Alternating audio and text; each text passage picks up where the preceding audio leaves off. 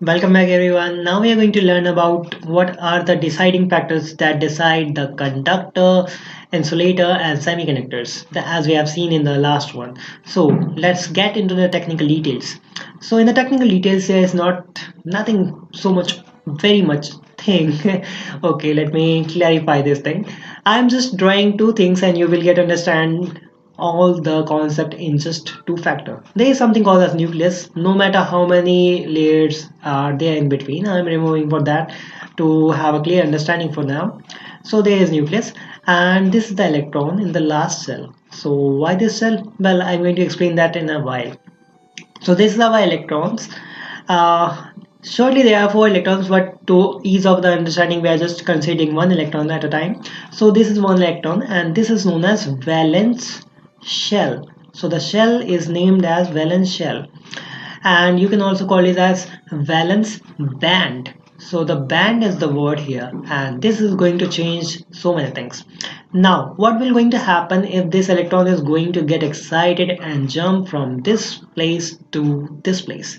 So this is not technically the orbit of the nucleus conduction, but this is called as conduction band or conduction cell.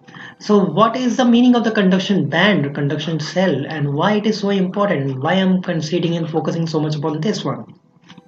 So to travel this distance, as we know, we require some energy, and you can call it as energy gap, writing with eg, energy gap, or this level is also known as Fermi level. So these are just the same names for the different thing. No, actually different names for the same thing is the right word here. So this is the Fermi level in which you can understand that there is a gap, and that gap is going to decide that what is conductor, what is insulator and what is semiconductor. So let's learn that. So the gap between the valence band and conduction band in the conductors are the least one. Let's name it F1. Now the insulators have more gap, like this one. Here is our electron, and in this one I didn't mention it, but you can surely understand that this is the electron. So this is the valence band and this is the conduction band, and the electron will surely decide to get excited, but it cannot travel to this range, and let's name it F2. Now midway between there is something that the electron is here, and this is again the valence band and conduction band, and it can reach close to this point.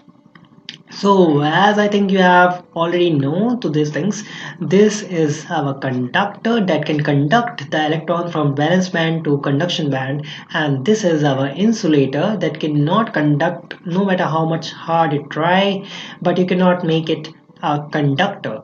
It is in midway between, so if you help it enough, it might have a possibility that the electron will jump from this place to this place. So this is our F3, by the way. So the level or the gap or the Fermi level, whatever you call it as, like we have named it here, electrons need to jump. So when the electron jumps from this state, valence shell, to conduction band easily, or there is a less gap, it is known as conductor. When the gap is very much more, it is known as insulator. And when the gap is enough but it cannot reach without any help, that is known as semiconductors. So that gave you a clarity kind of things. In the next one I'm going to explain you that what is valence band and conduction band. So stick with me, take care.